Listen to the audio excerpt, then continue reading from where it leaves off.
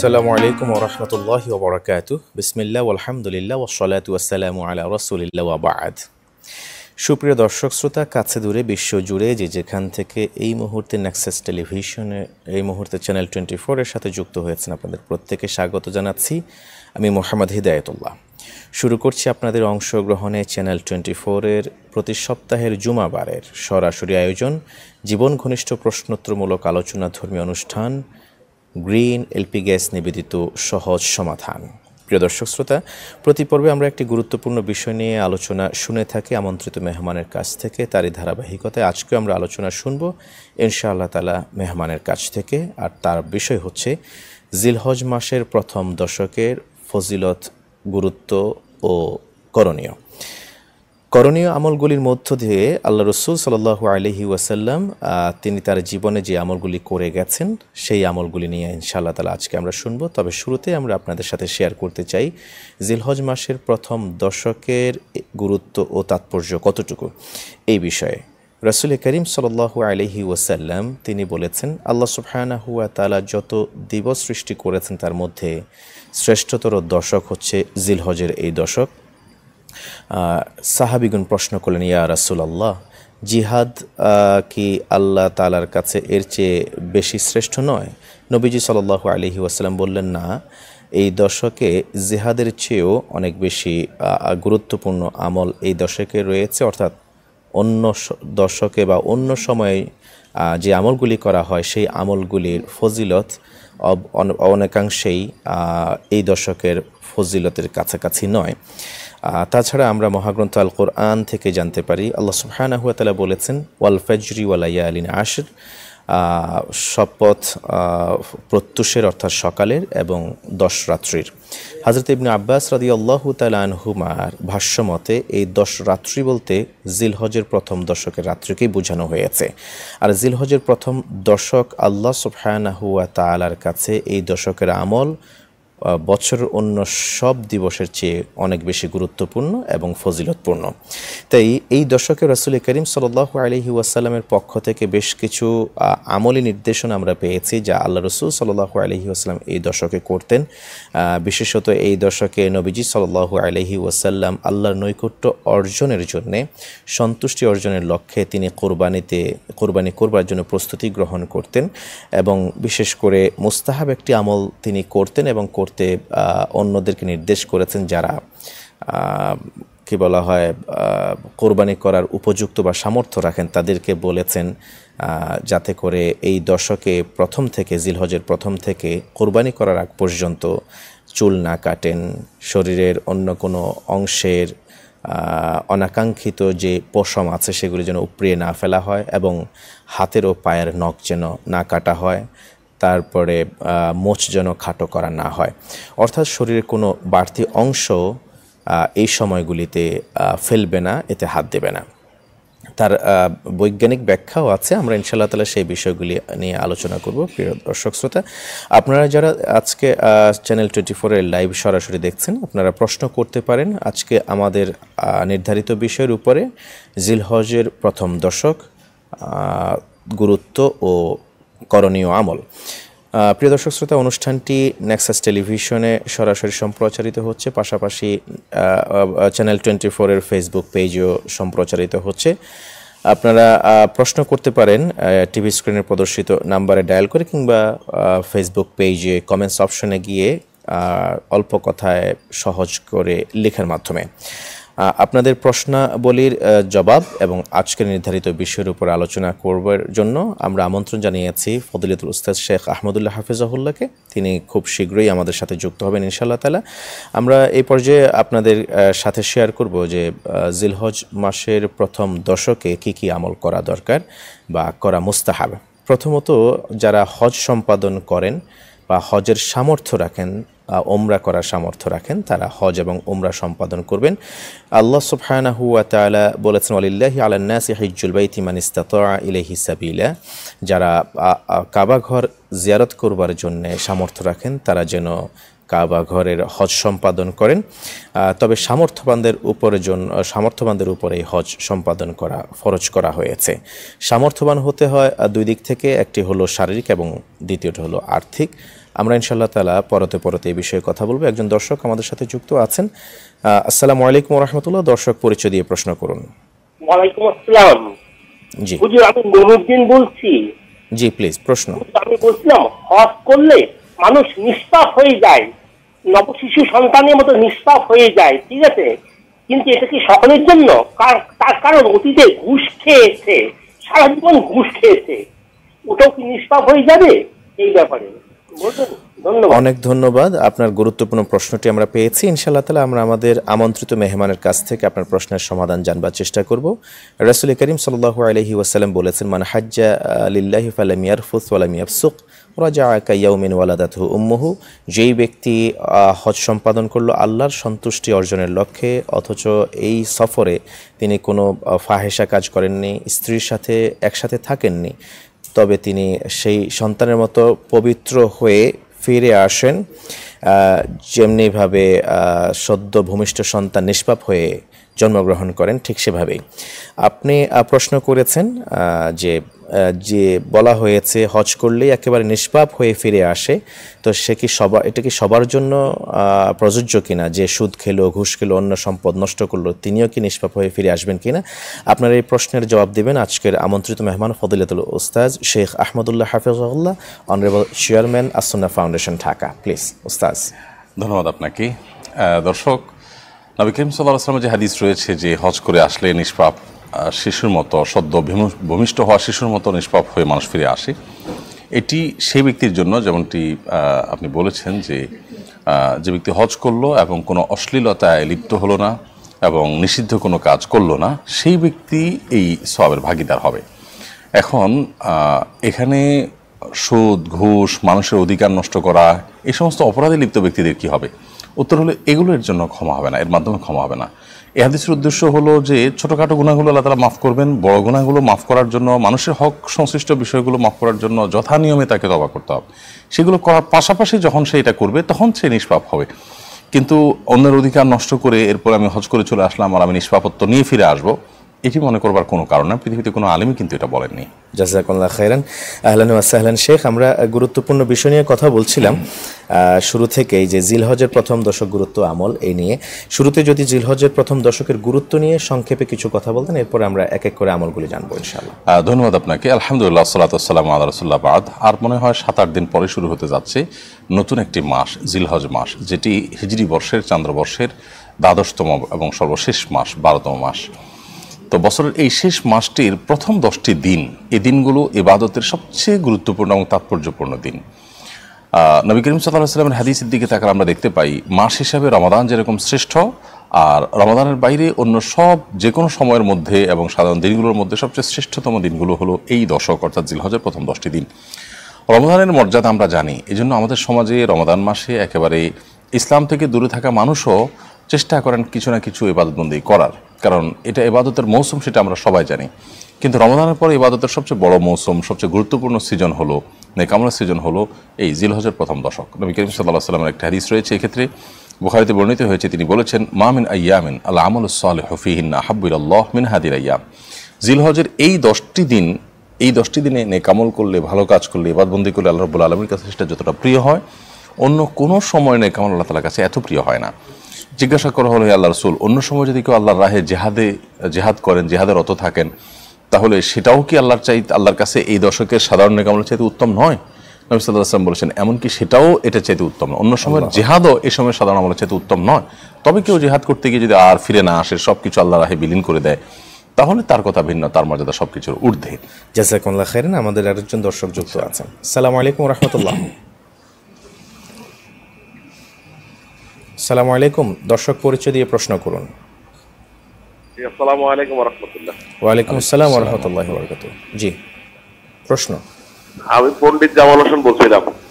জি please প্রশ্ন। আমার প্রশ্ন হলো যে কোরবানির ব্যাপারে একটু জানতে চাইছিলাম, যেটা যে কোরবানি কি আমরা তিন ভাগ কোরবানি দেওয়ার পরে 3 ভাগ করি, 3 ভাগ করে 1 ভাগ আল্লাহর রাস্তায় মানুষকে বিলিয়ে দেই, এটা কি বিলিয়ে দিলে কোরবানি হবে, না দিলে কি হবে না? এই জন্য হুজুরের কাছে আমার জানা। ধন্যবাদ, সাথে থাকুন। শেখ, কোরবানির গোশত বন্টনের নীতি সম্পর্কে জানতে চাই। কোরবানির গোশতকে 3 ভাগে ভাগ করা এটা কোনো আবশ্যক বিষয় নয়, ফরজ বা ওয়াজিব কোনো বিষয় নয়, এটা মুস্তাহাব। কোরবানির গোশতের 1 ভাগ আপনি নিজে খেলেন, আরেক ভাগ গরিব দুঃখীদেরকে দিলেন, আরেক ভাগ আপনার আত্মীয় স্বজন অন্য সাধারণ মানুষদেরকে দিলেন। এভাবে 3 ভাগে ভাগ করা মুস্তাহাব বলেছেন ফুকাহে কেরাম, অর্থাৎ এটি উত্তম এবং ভালো। যদি কেউ এটা না করেন বা এর হেরফের করেন, নিজে একটু বেশি রাখেন, গরিবকে কম দেন বা গরিবকে সব দিয়ে দেন বা কম বেশি করেন, তো তাতে কোরবানি হয়ে যাবে। কোরবানি হওয়াটা আসলে হওয়া না হওয়াটার উপর নির্ভর করে না। আপনি কোরবানি আল্লাহর উদ্দেশ্যে করছেন কিনা, সঠিক পদ্ধতিতে করছেন কিনা, এই বিষয়গুলো হলো মুখ্য। কোরবানির গোশত 3 ভাগে ভাগ করা বিষয়টাকে আমরা যতটা সিরিয়াসলি নেই, অর্থাৎ সিরিয়াসলি বলতে আমি বলছি এটাকে যতটা আবশ্যক মনে করি আমরা, ব্যাপারটি আসলে সেরকম না। জাযাকুমুল্লাহ খাইরান। শেখ, আমরা জিলহজ প্রথম দশকের গুরুত্ব ও ফজিলত সম্পর্কে জানলাম, আমলগুলি যদি সংক্ষেপে তুলে ধরতেন। মর্যাদা সম্পর্কে একটু বলি। নবী করিম সাল্লাল্লাহু আলাইহি ওয়াসাল্লামের হাদিসের পাশাপাশি আমরা কোরআন দেখি যে আল্লাহ তাআলা বলেছেন ওয়াল ফজর ওয়াল লাইলিন আশর, 10টি রাতের আল্লাহ শপথ করেছেন। মুফাসসিরগণ একমত যে এখানে 10টি রাত বলতে জিলহজের প্রথম দশককে বোঝানো হয়েছে। এই জন্য এই দশকের মর্যাদা আল্লাহ তাআলার কাছে অনেক বেশি। আমলগুলো আমরা কি কি করতে পারি? প্রথমত এই দশকের সবচেয়ে বড় প্রধান আমল হলো হজ করা, যাদের তৌফিক আছে তারা করছি আলহামদুলিল্লাহ। আর আরেকটা বড় আমল হলো কোরবানি করা, যাদের তৌফিক আছে তারা সেটাও করবো ইনশাআল্লাহ। জিলহজের প্রথম দশকের তৃতীয় আমল হলো বেশি বেশি সাধারণভাবে নেক আমল করা, কারণ এই দিনের নেক আমল আল্লাহর কাছে অনেক প্রিয়। নামাজের ব্যাপার বিশেষ গুরুত্ব আরোপ করা, কোরআন তেলাওয়াত, দান সাদেকা, অন্যান্য ভালো কাজগুলো বিশেষ গুরুত্বের সাথে করা, কারণ এই দশকের নেক আমল আল্লাহর কাছে প্রিয়। চতুর্থ করণীয় হলো যে অন্য যে কোনো সময়ের চাইতে পাপাচার থেকে বেঁচে থাকার ব্যাপারে বিশেষভাবে সচেষ্ট থাকা এই দশকে, কারণ এই দশক যেহেতু ইবাদতের মৌসুম, অতএব এই দশকে পাপ করলে সেটার অপরাধের মাত্রা বেশি হবে। 5 নম্বর যে আমলের কথা বলতে পারি সেটা হলো যে এই দশকে সবচেয়ে বেশি পরিমাণে যেটি করতে হবে সেটা হলো জিকির। নবী করিম সাল্লাল্লাহু আলাইহি ওয়াসাল্লাম বলেছেন ফাকসিরু ফিহিন্না মিনাত তাকবীরি ওয়াত তাহলিল ওয়াত তাহমিদ, বিশেষ করে লা ইলাহা আল্লাহু আকবার আল্লাহু আকবার, লা ইলাহা ইল্লাল্লাহু আল্লাহু আকবার আল্লাহু আকবার আল্লাহুল হামদ, এই তাকবীর বিশেষ করে পাঠ করতে নবী সাল্লাল্লাহু আলাইহি ওয়াসাল্লাম বলেছেন। এই তাকবীর তাহমিদ তাহলিল বিশেষ পাঠ করা। আর এই তাকবীর তাহমিদ তাহলিল এটা আবার বিশেষভাবে জিলহজের 9 তারিখ ফজর থেকে নিয়ে 13 তারিখ আসর পর্যন্ত প্রত্যেক নামাজের পর একবার করে পাঠ করে নারী পুরুষ সবাই। এটা বিশেষভাবে একটা করণীয় আমল, সেটা আরেকটি আমল বলতে পারি। তাহলে সেক্ষেত্রে আমরা 6টি আমল পেয়ে গেলাম। আর অধিক পরিমাণে সাধারণ জিকির, যে কোনো জিকির, সেটা সুবহানাল্লাহ, আলহামদুলিল্লাহ, আল্লাহু আকবার, কোরআন তেলাওয়াত, এটা করা, কারণ আল্লাহ তাআলা বলেছেন যে নির্দিষ্ট দিনগুলোতে তারা আল্লাহর বান্দারা আল্লাহর জিকির করে, সূরা তওবার 32 নম্বর আয়াতে আল্লাহ বলেছেন। এই জন্য সেটা বেশি বেশি করে করা। এর পাশাপাশি এই দশকের আরেকটা গুরুত্বপূর্ণ আমল হলো এই দশকের প্রথম 9 দিনই সম্ভব হলে রোজা রাখা। সেটাকে অনেক উলামা একরাম মুস্তাহাব বলেছেন, হাদিসে সেটি বলা হয়েছে। স্পেশালি বিশেষভাবে আরাফাত দিনের রোজাটা রাখা। আরাফাত দিনের রোজা রাখলে 1 বছর আগের 1 বছর পরের গুনাহ আল্লাহ তাআলা মাফ করবেন। আর সর্বশেষ আমল হলো ঈদের দিনের সমস্ত সুন্নাহগুলো পালন করা। ঈদের দিন প্রথম খাবার হবে কোরবানির গোশত, এর বাইরে আরও যে সমস্ত সুন্নাহ আছে সেগুলো পালন করা। তো এইভাবে এই সব আমলগুলো করলে ইনশাআল্লাহ জিলহজের প্রথম দশকের আমলগুলো আমরা করতে পারবো। অনেক অনেক ধন্যবাদ ও মোবারকবাদ জানাচ্ছি শেখ। আমরা ফিরবো একটা বিরতির পর ইনশাআল্লাহ। প্রিয় দর্শক শ্রোতা, আপনারা দেখছেন গ্রিন এলপি গ্যাস নিবেদিত সহজ সমাধান। ফিরবো একটা বিরতির পর, সাথেই থাকুন।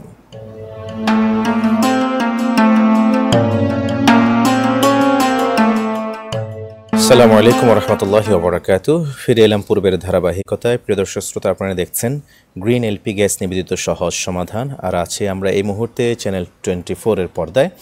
আজকের আলোচনার বিষয় জিলহজের প্রথম দশক, গুরুত্ব ও করণীয় আমল। গুরুত্বপূর্ণ এই বিষয়ে আলোচনা উপস্থাপন করছেন ফজিলাতুল শেখ আহমদুল্লাহ হাফিজাহুল্লাহ, honourable founder and chairman As Sunnah foundation, Dhaka. স্বাগত শেখ আরেকবার মতো। জিলহজের প্রথম দশকে আমরা পদার্পণ করতে চলেছি। ইন দ্য মিন টাইম ঘূর্ণিঝড় রিমালের মতো একটা তাণ্ডব আমরা দেখতে পেয়েছি, যেখানে অনেক মানুষ নিঃস্ব হয়ে গিয়েছে, জলাবদ্ধতায় আছে। পাশাপাশি সিলেটেও অন্যান্য বছরের মতো এই বছরও ইতিমধ্যে 5টি উপজেলা পানিগ্রস্ত হয়ে গেছে, জলাবদ্ধতা সৃষ্টি হয়েছে। প্রায় 5 লক্ষাধিক মানুষ এখন দুর্যোগপূর্ণ জীবনযাপন করছেন। এই সময় অনেকেই মনে করেন যে কোরবানি না করে, যেটা জিলহজের দশকের একটি গুরুত্বপূর্ণ আমল, মানুষকে টাকা পয়সা দিয়ে দিলে কোরবানির হক আদায় হয়ে যাবে। এই বিষয়টি যদি আপনি একটু। ধন্যবাদ আপনাকে। আলহামদুলিল্লাহ, ইসলাম এমন একটা দিন যে দিনে আসলে কোনো অপূর্ণতা নেই। একজন মুসলিম তিনি তার কোরবানির টাকা দিয়ে কোরবানি করবেন, আবার জাকাতের টাকা থেকে জাকাত দিবেন, আবার ফসলের টাকা থেকে ফসলের জাকাত দিবেন, আবার দুস্থ অসহায়দের বিভিন্ন বিপদে দুর্বিপাকে তাদের পাশে দাঁড়াবেন। এই বিষয়গুলোর জন্য ইসলাম আলাদা আলাদা খাত রেখেছে। যারা কোরবানির টাকা বন্যায় দিতে বলেন, এটি আসলে প্রতি বছরই দেখি আমরা যে কোরবানির এই সময়টাতে বন্যা প্লাবন আমাদের দেশে অনেক সময় দেখা যায়। তো এই জলোচ্ছ্বাস এবং বন্যার সময় অনেকেই এই টাকাটা দেওয়ার কথা বলেন। যারা বলেন তারা আসলে ইসলাম সম্পর্কে জানেন না, তারা বেশিরভাগই ইসলাম বিদ্বেষী কিংবা ইসলাম সম্পর্কে অজ্ঞ বা না জানার কারণে তারা এ ধরনের কথা বলেন, যেটা আসলে অযৌক্তিক একেবারে এবং হাস্যকর। মুসলমানের তো শুধুমাত্র কোরবানি একমাত্র দানের খাত না, মুসলমানের দানের খাত অনেকগুলো, কোরবানি তার একটি। যেহেতু বন্যায় দানের জন্য আলাদা নফল দানের অপশন ইসলাম রেখেছে, জাকাতের অপশন ইসলাম রেখেছে, সেখানে কোরবানি টাকাটা বাদ দিয়ে এখানে দেওয়ার তো আসলে কোনো প্রয়োজন নেই। যিনি এই কথা বলছেন তিনি নিজে তার জীবনে বহু দৈনন্দিন জীবনে খরচের খাত আছে, সেগুলো কোনোটা বন্ধ করে কি তিনি এখানে টাকা দেওয়ার কথা বলবেন? অথবা আমাদের সামাজিক, রাষ্ট্রীয়, পারিবারিক বিভিন্ন পর্যায়ে যে খরচের নানা খাত থাকে, আমরা কি এখন জলোচ্ছ্বাসের কারণে, বন্যার কারণে সেখানে সেবা দরকার মানুষের, তাহলে আমরা অন্য সব টাকা বন্ধ করে এখানে দিই, এই কথা কি আমরা বলি? তো অন্য কোনো টাকা বন্ধের কথা আমরা বলি না, শুধু কোরবানির টাকা আমরা বন্ধের কথা বলি। এটা আসলে কোরবানির প্রতি এক ধরনের অ্যালার্জির কারণে। কোরবানির যে সুফল সেটা আমরা অনেকে দেখি যে এখানে শুধু পশু জবে হচ্ছে, আসলে শুধু পশু জবে না, এখানে আর্থসামাজিক উন্নতির এখানে বিশাল দিক রয়ে গেছে। আপনি গ্রামাঞ্চলে যদি চলে যান, বিশেষ করে উত্তরাঞ্চলে, দক্ষিণাঞ্চলে, দেখবেন যে শত শত হাজার হাজার খামারি এবং কৃষক তারা গরু এবং ছাগল পোষেন, শুধুমাত্র কোরবানি আসবে তখন এটা বিক্রি করে তার সারা বছরের টাকাটা উঠাবেন সেজন্য। অর্থাৎ এই কোরবানির সাথে হাজার হাজার মানুষের জীবিকা নির্বাহের সম্পর্ক রয়েছে। এবং অনেক গরিব মানুষ যারা পুষ্টি তাদের যোগান হয়ে থাকে কোরবানি গোশত থেকেই, তারা সারা বছর আসলে পুষ্টিকর খাবার সেরকম খেতে পান না। এর সাথে যে কত কিছু সম্পর্ক, এরপরে যে পরিমাণ আর্থিক লেনদেন হয়, ডিলিংস হয়, এটা আমাদের জাতীয় অর্থনীতির জন্য কত গুরুত্বপূর্ণ এটা সংশ্লিষ্ট বিশেষজ্ঞরা ভালো জানেন।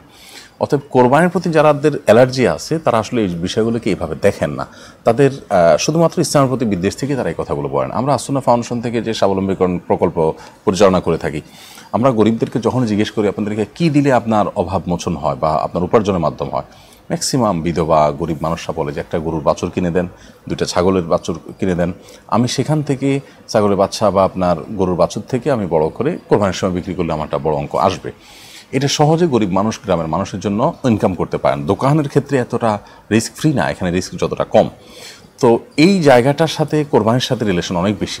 সো কোরবানির টাকা যদি আমরা এখানে দিয়ে দিই বা কোরবানি যদি আমরা না করি, তাহলে সেক্ষেত্রে পশুগুলো কোথায় যাবে এবং এই খামারিরা কোথায় যাবে? আর এবাদতবন্দিগির দিক তো আছেই। তো এই জন্য আসলে এই যুক্তি একেবারেই গ্রহণযোগ্য না এবং খুবই হাস্যকর কথা যে কোরবানির টাকা আমরা এখানে দিতে হবে কেন? আরও তো বহু টাকা আছে আমাদের, কেন সেগুলো আমরা দেবো না? ধন্যবাদ আপনাকে। আমরা শেষ এক সেন্টেন্সে যদি আপনি একটু বলতেন, জিলহজের প্রথম দশকে নখ কাটা, চুল কাটা থেকে বিরত থাকতে বলা হয়েছে, গুরুত্বপূর্ণ এই আমলটি আমাদের মিস হয়েছে। নবী করিম সাল্লাল্লাহু আলাইহি ওয়াসাল্লাম বলেছেন যে ব্যক্তি কোরবানি করবে সে জিলহজের এই দশক নখ, চুল এবং অবাঞ্ছিত লোভ এগুলো কাটবে না। এমনকি কোনো কোনো হাদিসে আসছে যে কোরবানি করবে না তারও এটা যদি করে তাহলে তাকে কোরবানির সওয়াব আল্লাহ তাআলা দান করবেন। এমনকি শিশুদেরকেও কোনো কোনো রিওয়ায়াতে আছে যে এই 10 দিন নখ চুল কাটা থেকে বিরত রাখার কথা বলা হয়েছে। অতএব কোরবানির দশকের আমল হলো, একটি আমল হলো এটা যে যেদিন জিলহজের চাঁদ উঠবে তার আগে চুল নখ কেটে আমরা শেষ করবো, কোরবানির পরে আমরা করবো। এই মাঝের সময়গুলোতে এগুলো আমরা করবো না কেউ। মাশাআল্লাহ। আমরা আরেকটু সময় পাবো, আপনি কোনো নসিহা দর্শকদেরকে করবেন কি? কোরবানি যেহেতু আমাদের সামনে চলে আসছে, আমরা আমাদের সমাজে দর্শকদেরকে বলতে চাই, প্রথমত জিলহজের প্রথম দশকের আমলটা বিলুপ্ত হয়ে গেছে। তো এই আমলটাকে পুনর্জীবন দেওয়ার জন্য আমরা প্রত্যেকে যার যার জায়গা থেকে চেষ্টা করি। সাহাবীদের কেউ কেউ এই দশক আসলে বাজারে যেতেন শুধুমাত্র উচ্চস্বরে তাকবীর বলার জন্য। উচ্চস্বরে কেন তাকবীর বলতেন? যাতে করে শুনে অন্যরা এই দশকের আমল চলছে সেটা জানতে পেরে তারাও যেন আমল করতে পারেন। মিডিল ইস্টে, বিশেষ করে সৌদি আরবে আপনি অলিতে গলিতে রাস্তাঘাটে গেলে, এমনকি দোকানপাটে, শপিং মলেও গেলে দেখবেন যে এই দশক আসলে আল্লাহু আকবার, আল্লাহু আকবার তাকবীরের ধ্বনি এটা সুরিত কণ্ঠে বাজাতে থাকেন তারা। অতএব আমরা এটা যত বেশি চর্চা করব তত বেশি সমাজে বিলুপ্ত আমলটাকে পুনর্জীবন দেওয়া যাবে। ধন্যবাদ জানাচ্ছি আপনাকে গুরুত্বপূর্ণ সময় দিয়ে নসিহা করবার জন্য। জাযাকুমুল্লাহ খাইরান। আপনাকে প্রিয় দর্শক শ্রোতা, গ্রিন এলপি গ্যাস নিবেদিত সহজ সমাধান আজ এই পর্যন্তই। আগামী পর্ব দেখার উদ্যত আহ্বান জানিয়ে আজকের মতো এখানে শেষ করছি। সুবহানাকাল্লাহুম্মা ওয়া বিহামদিকা আশহাদু আল্লা ইলাহা ইল্লা আনতা আস্তাগফিরুকা ওয়া আতুবু ইলাইক। ওয়াসসালামু আলাইকুম ওয়া রাহমাতুল্লাহি ওয়া বারাকাতুহু।